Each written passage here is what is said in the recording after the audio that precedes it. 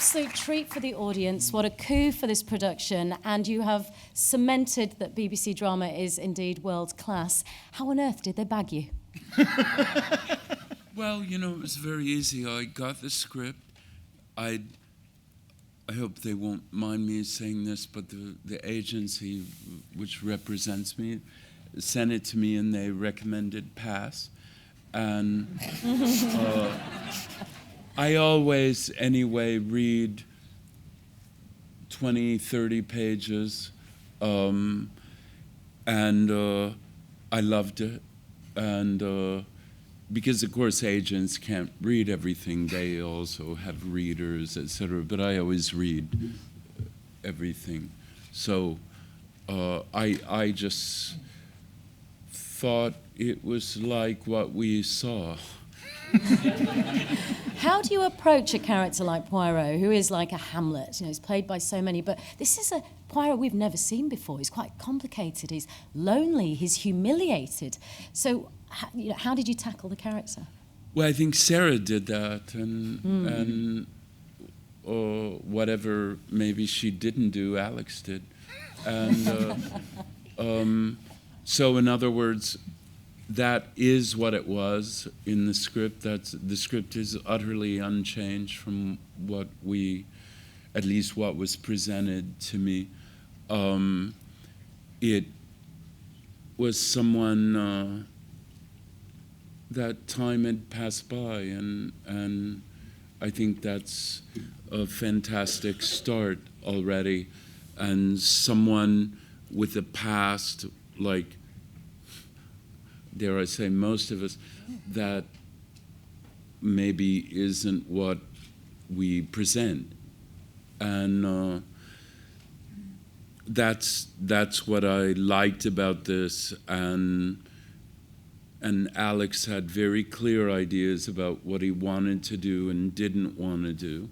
Let's bring Alex into it. Alex, I must say, the feeling you created, that sinister world just creeps out of the screen and consumes you. How did it come about, that vision? How did you get that feeling? How closely did you work with John?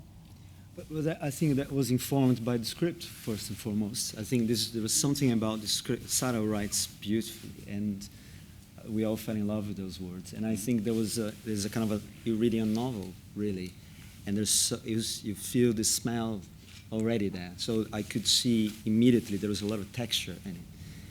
And somehow there was something about the train. I remember coming the first time I came to this, the meeting with Helen, our wonderful executive producer, and there was something about the train being part that I think originated the whole thing as a body, as a diseased body.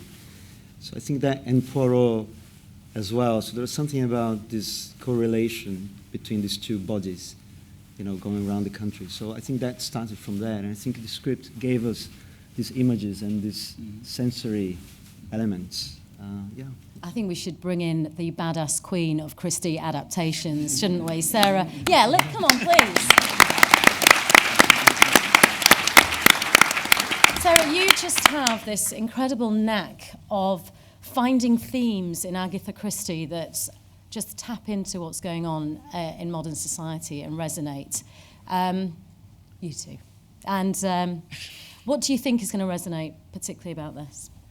Well, what really struck me is when I've always done these adaptations is you don't try to make them resonate. They do, because we go around in cycles, and the things we think we've left behind us historically are just there, just savage belches of filth just waiting to erupt into our consciousness all over again.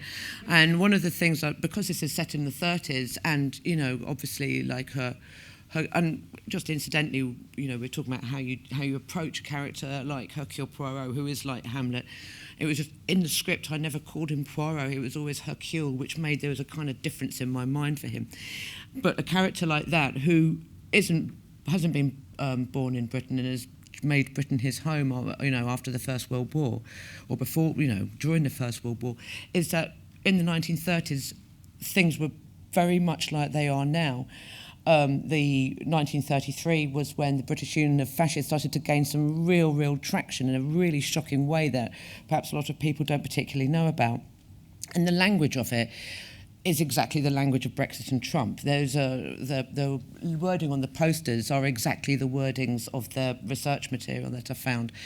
And it's all the same. We go round in circles, which is, economically everything falls apart, and then these divisions are sown and people are looking for someone to blame, looking for a scapegoat.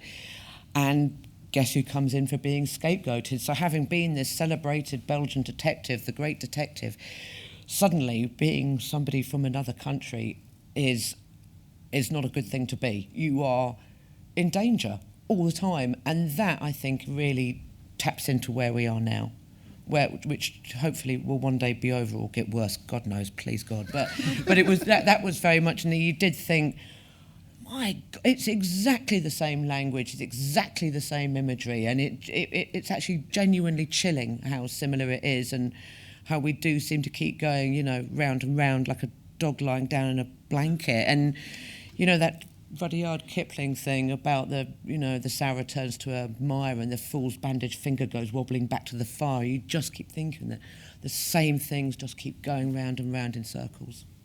Sorry, that was long. No, it was great. I just love the image of a dog lying down on the blanket. It's like, yes, that's exactly. Yes. Yeah.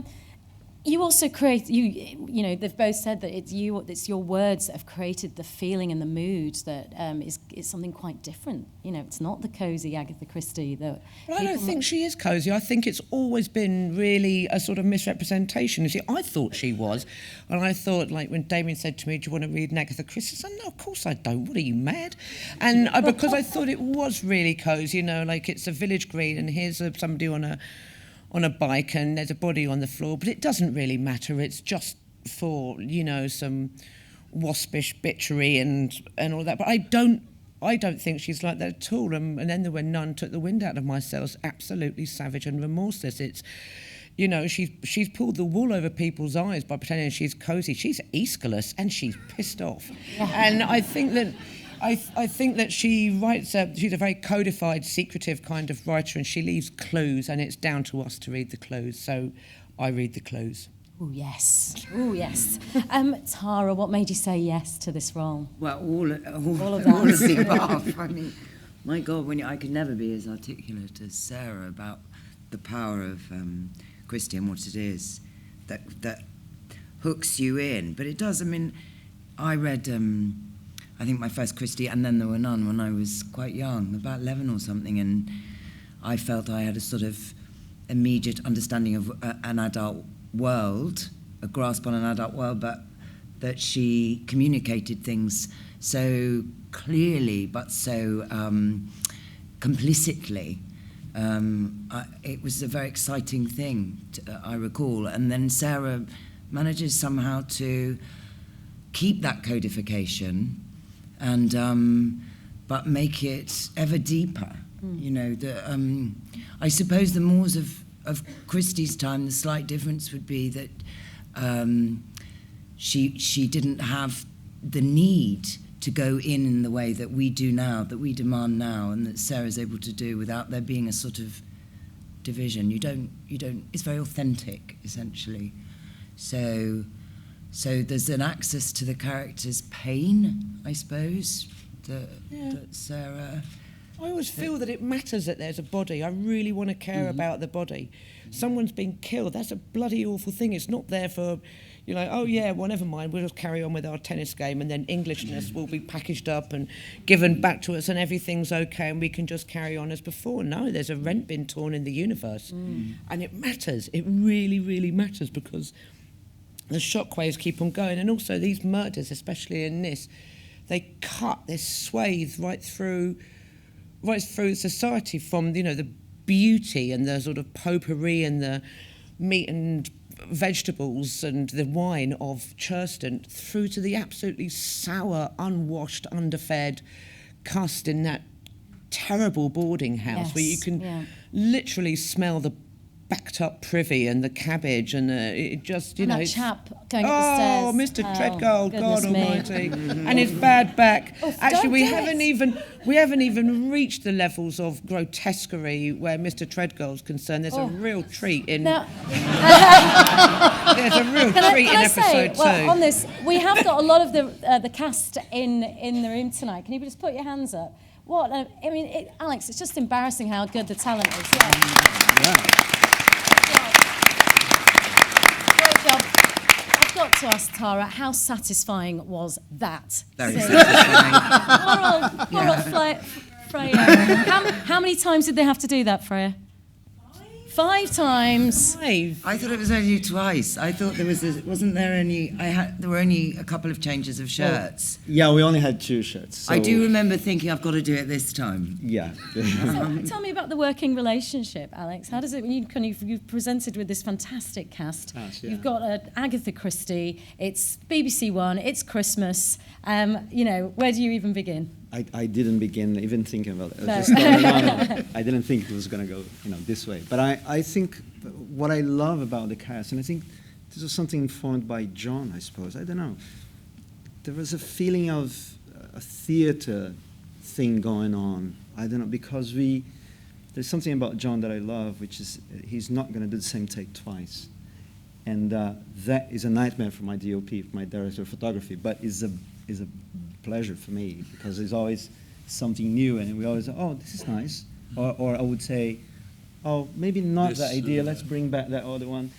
And then I think I kept proposing for people like Tara in episode 2, there's a wonderful scene between the 2 of them, and that was supposed to be really, she's just lying on the bed and talking, and then I thought, you know what, I think it would be nice. I love moving the actors around the space a lot. And then she did, and then that made the whole scene more poignant, I suppose.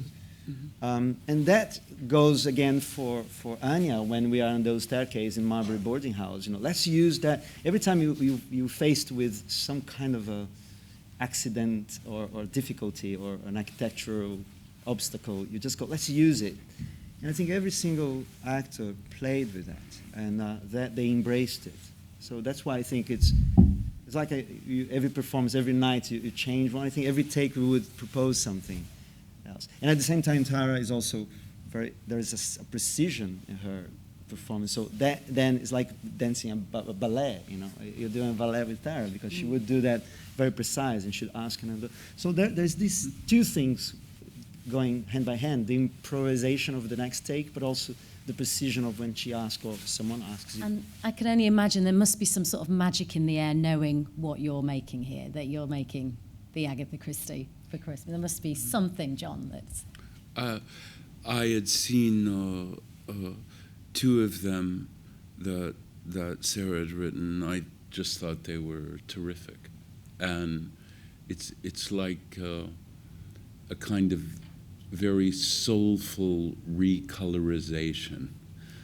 And when I saw the cast, some of whom, in fact, a number of whom I'd worked with before, I remember when Alex came down to see us in France, he mentioned that he was thinking about this actress and this actress for Betty's mother, and that was Lizzie McInerney, who I worked with years ago here in the West End, and I worked with Henry and a number of the people before and seen them, and I was, if I were smarter, I'd be intimidated watching them. I mean, from really all of them are terrific performers. The very first scene, she's just like a bomb going off. In a good way. Yeah. I'm going to bring in the 2 very powerful, important men at the end here, James and Damien. You must be delighted. I mean, what an incredible production. Also, who decides on what story you're going to tell next? We pick it out of a hat. Sure. Hang on, let me do this. We tried. I mean, when we started with this, the plan was to do the great novels that my great grandmother wrote, and we started with And Then There Were None, which kind of sets the bar quite high, and then we moved through Witness, through Ordeal by Innocence, and it felt right to do a Poirot at that point. And ABC Murders is, to my mind, one of the great Poirots. It is played on a bigger canvas than many of the others. This is no locked room mystery. I mean, technically, any person in the United Kingdom could be the killer. This isn't one where you have a cast of 10 people in a locked country house, and one of them obviously did it. So far we don't even know the full canvas of characters. So we thought this was a great Poirot to explore, and that's where we got to. Is that how you remember it, Damien? Yeah. Yes, I mean we. You're going to disagree with me now, aren't you? It was very clear, wasn't it, that we were. If we were going to do a Poirot, we were going to do ABC Murders. It is. It's such an exceptional story. It really does. It does something so unusual, and I think we're always trying to challenge people's expectations of what an Agatha Christie does, and I just love the boldness of this conceit. It is incredibly bold, and it has a real, as we've said, we talked about the mood and the feel and the darkness to it. And you've just said the word challenge. I mean, are you concerned that you might be challenging? You've got a huge diehard select gang of fans up and down the country that, that the reaction to it might be because people might be expecting to see something they've seen before. I suppose we hope those diehard fans, if they are diehard fans, they'll have read the novel. And I remember when I read this as a kid, being really struck just by the sheer scale of it. It seemed to be, turning Agatha Christie on its head, one's expectations of what a story could do, because it is about a nation in peril. And I think they will see that Sarah has been incredibly faithful to the spirit of that book. I also like to think that we're both fans, and yes. So that's part of it. And we recognise that these are adaptations. You cannot just translate a book and put it up on screen. To change something for a different medium, you need to change things in the script. Tara talked about adding the layers that we need now. You are also creating 3 hours of television from not a particularly long novel, so that takes some doing. And what Sarah does is she brings things. She takes small things and makes them and expands them and makes them fascinating, and that's an incredible talent. Yeah, what do you think of what Sarah is able to do with your great grandmother's work? I think it's extraordinary. I say this to Sarah a lot, but I've learned a lot about my great grandmother's work from Sarah. I now read it differently. I think one of the things Sarah has done, which I'm incredibly grateful for, is, both she has taken the work seriously, but she's helped others take the work seriously. These aren't cosy crime novels. They are serious books. The other thing she does is she explores the time they're written in, the time they're set. People kind of expect Agatha Christie's to be set in Agatha Christie time, which I suppose is probably the 1930s, but they're not. In Ordeal we went to the 1950s. There are books set in the 1960s where my great-grandmother's kind of, a lot older, and she's exploring, people in miniskirts in the King's Road. I think it has been a fantastic journey that we've been on with Sarah, and I now read the books differently as a result, and that's an extraordinary testament. Sarah, you spend all this time writing these brilliant scripts. You call him Hercule, and then it's handed over, and it comes to life, and you've got this incredible cast, and you've got John Malkovich sitting next to you. And I do every now and again. I do go. I'm sitting next to John. Yeah. And he's your Poirot.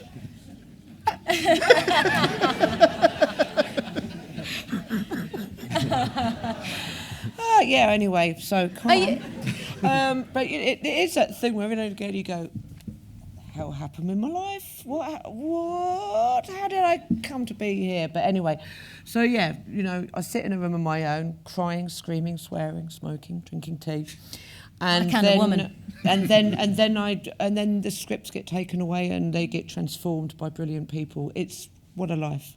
Yes, absolutely. And then I just start the process all over again, but with more swearing and more tea. Okay. Well, somewhat, but informed by the script I had read, which I liked immensely, and my initial conversation with Alex, who had a very specific idea, I think, not just about what he wanted to do, but what he didn't want to do. And obviously, some of that had to do with what had been done before. I think a good deal of it had to do with the fact that Alex is not English, but lives and works here. And a lot of it had to do with, I mean, as I always say about, for instance, the way he had very specific notions about the whole thing and the look of the whole film, which I would let him tell. And to me, just said two things. He really wanted the accent not to be that accent that we all know. And he didn't want that look. He said, I was working in Chicago, he said he'd seen a photo of me from a couple days before, and just to look like that. And went over quite specifically about what he did and didn't want, which seemed to me the most interesting way of doing it, because if Peter Ustinov was not someone who's famous for not being able to act, or Albert Finney, or Ken Branagh, or David Suchet. That's not the case. So it's about this story, these stories, and what you want to make of it now. And I think that's a credit to them, really.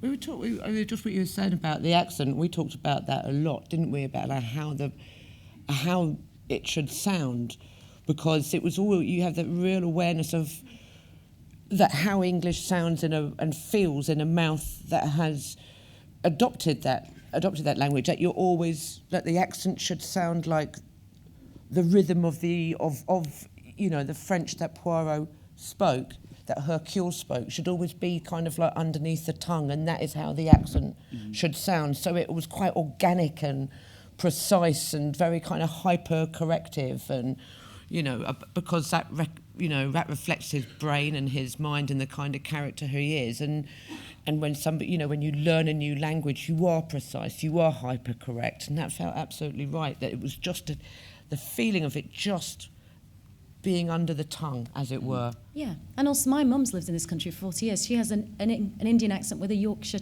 twang, so yeah. That's exactly it. It was always that feeling that you sort of take on different things, but nonetheless there's something really, really, I mean, it's an idiolect, isn't it? It's like a thumbprint, it's like a fingerprint. Can I ask John and Alex, like both of you, no, you're Brazilian, Alex, obviously John, you're American, he's an outsider, Poirot. He's not, and he's treated like that as well. It's really hot. There are some really heart-wrenching, quite disturbing scenes actually to watch. Did you talk about that as being outsiders to Britain? Mm-hmm. Did that come up in conversation? Your own experiences as well, or I mean, you've been here 2 years. I mean, what are 2 years to arrive in as well? Yeah. No, but I lived here in the 90s. I was right. very young when I first came here, and So I was more informed by my experience, my first experience here, being for 4 years, and I went back to Brazil for another 20, came back just now. But there is something about that both Sarah and John just said. John said something that I like a lot. If you live in a country for a number of years, and if you're being somehow threatened by your foreigners, you try to blend in. You don't. I understand people who reads, in Christie, the idea that Poirot would show I read this the other day, which show the fact that he is a foreigner by using the language in his favor. And I think, in my experience, I always try to blend in, to be accepted somehow. And I think at this moment in time in the story, I think that is the case. Not only because he's older, he's already past his prime, but because he's being threatened somehow by this kind of xenophobia, lurking around. So I think the language was informed by that. I think we spoke quite lengthily about it. Oh, let's not go for the... John was very polite, but let's not go for the stereotypical Belgian-French accent that you push now. So we chose specific words. And that's also a very tough one for drama. To get some laughs out of, okay. It's one of the pillars of English comedy, really, is this person has an accent, and here's why it's funny, and this is how it sounds. That doesn't exist, of course, in many countries, really, but here it is. But I think for something in these quite somber tones, that would just be a mistake, I think. Yeah. Yeah, and you don't want to do that anyway. I mean, it's really distasteful. But you were saying that even the merci is enough to get the guy to drop the ticket, and just the guy with his little lightning bolt badge, just to not put the ticket back in his hand. Yeah, it's horrible. That's enough. Which is, that's the difference. It's difference. It's alterity. It's otherness. That is just that sign over that puts people in danger. And I felt that really drove me a lot. I mean, God, you should see some of the websites I ended up on doing my research. Holy God. So, yeah, but that was a big driving force for me throughout that, and just what it was like to be this man who had been fated, who had been ordained, and the times changed as these, tectonic shifts. Yeah. And now, if you open your mouth in the wrong company, now the mood has changed. It's actively dangerous. And Hercule, who has been famous, has a big sign over his head, sort of like pointing down at him. And it's dangerous to walk down the street, that somebody could hurt you. And I just think I really wanted to I really wanted to drive that home, that... This is frightening. This is a frightening times, and I think it's something that we've forgotten about ourselves when we look back at our own history. We sort of go, well, we fought a just war, but actually there was some really ugly times in the lead up to it, and it's a good thing to examine ourselves with clear eyes, I think. No. I did an adaptation of J.K. Rowling's The Casual Vacancy, and before it was even broadcast, there was this massive thing in the Daily Mail, and a friend of mine sent me a badge saying "hated by the Daily Mail," and I wore it, and I wore it everywhere, and and I would even go up and look at my badge, look at my badge.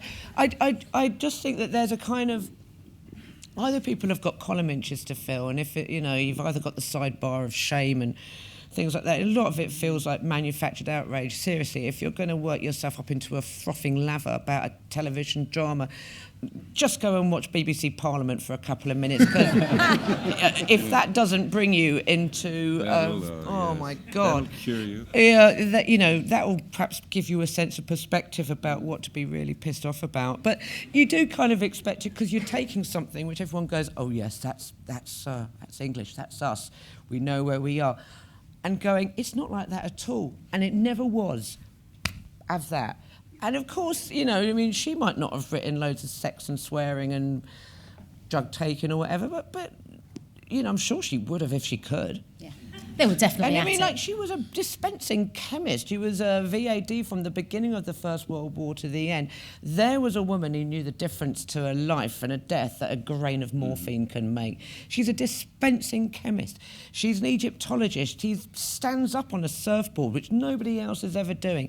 She murders more people than I ever killed when I was writing EastEnders. Don't tell me. And I killed enough.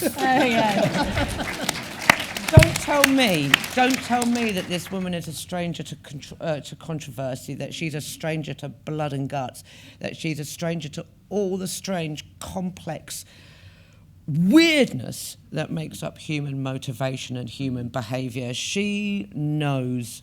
So basically, the noise, I just sort of... sometimes my mum clips out bits of newspaper and she goes, "Oh, they don't like you." Thanks, already Mum. got that. No, she says it's all our good. thing. One of my rules is actually never to try and imagine what she might think. A, because I can't, and B, because she was much cleverer than me, and therefore that's not going to go very well. My view is that John actually does have a moustache. I think that's quite clear. He also has a beard, which may be a little bit controversial. When Alex and John actually came to me and talked to me about this, I was a little sceptical, I will admit. But we had this conversation, and I don't know whether John noticed, but I spent most of it gazing rather strangely at his facial hair in what actually felt like slightly creepy behaviour.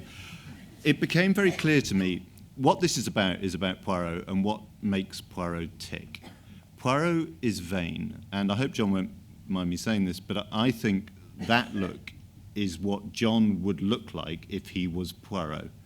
And I think that works. And I think, yes, it takes a little bit of getting used to. I accept that I took a little bit of getting used to. But once you've got over it, that is a version of Poirot. That's not someone doing something for the sake of doing it. That is someone who has thought, or some people who have thought very deeply about what Poirot is and what he would look like if he was John. And I think it's extraordinary.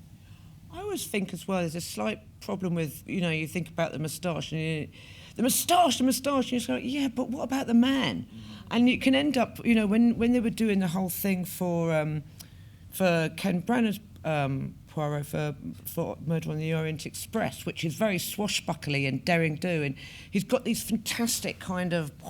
But you can end up thinking, like, you look at them, and what I was really, really clear about is because I was unfamiliar with... I mean, you can't be unfamiliar with Poirot. It's just I hadn't really read a Poirot book, and apart from the Murder on the Orient Express and knowing about Peter Ustinov and knowing about Albert Finney and David Suchet, I'd never really watched one through, except for the very final Poirot, Curtain, written by the much-missed and truly brilliant Kevin Elliott, which is a broken-hearted, elegiac, extraordinary drama, and just breaks your heart because you think about this person at the very, very end of their life. But because I was so unfamiliar with Hercule Poirot, but I thought I knew Poirot, I really wanted to think about the man behind the public persona, somebody who would shelter behind the public persona of Poirot. And what I wanted to know is, who was Hercule? And what I really loved about this look was that it gave him a stripped back, a kind of an asceticism and an austerity which really suited the time, suited the story, and suited Hercule the way I'd written him, the way John plays him. Yeah. Well, I love television. I, of course, did many movies and I like them, but this just gives you much more time to develop a character, really. And I've had I've only done a couple, and I'm doing another now, as a series that's shooting now. But I've loved it. It's much more like a play. You go into much more detail than you do in a movie, because movies really now, it's sort of, you can have two main characters, and then you have a kind of secondary or tertiary character who may say things like, "I'll blow you away," or things like that. But they're not really profound character studies. So I love it. It's faster. I would have said it's faster than movies. Say, when I start a basic movie, a regular movie, it was 3 months, 4 months. Then I noticed it became 9 weeks, and then 8 weeks, and then 7 weeks, and now it's a month. Bloody hell. Yeah, it's crazy. Crazy. Yeah. So now it's a month, and you're supposed to do a 2-hour film in a month, and it's a business in a field in a mode of expression, whatever we want to call it, that's in great flux, because the economics actually don't work. So it costs too much to make, and I love doing this. I liked very much doing the first one I did, also with an excellent English writer, Neil Cross. And now I'm doing one with Sorrentino, who's a terrific writer and director. And they're just more detailed. How about you, Tara? Probably similar to the things that John said. I mean, yes, things have changed fundamentally. I imagine there will be some sort of a shift back. I imagine there will be some address to it with multi-platform and, everything that's going on, or that an intimacy will be rediscovered in film that's been lost. I hope so. What's incredible is to watch. This is the first time I'd seen it, so there was a lot to sort of process. It's probably similar to all of you, and it's so powerful. It's so beautiful what you've made, and it's so like a world we're familiar with, but not, simultaneously, it's an incredible thing to straddle. So I'm reassured and yet wrong-footed at the same time. It's set in 1933, but I love that Pharaoh and Ball wall paint he's got. But it has some magnificence, real magnificence that I wasn't expecting. So they're all these iconic people, aren't they? Whatever class they are, they suddenly rise like gods somehow. That's how it seemed to me. But it's this slow unfolding. I love the time that you can take in telly, now watching it as a viewer and trusting that the audience is bright and trusting that the audience is really articulate and can make very informed decisions and do what's not happening in film so much. Let them do their own work, let them be detectives. It's a cliche, but it's true. It's of such value, and then it has a greater contribution, I think, to TV's power, basically. Definitely, and it's great that we've got brilliant female writers and actresses that can finally play complex roles and not just one-dimensional, it's wonderful. Thank you, Sarah, thank you, John, Tara, Alex, James, and Damien. Can we give them a huge round of applause?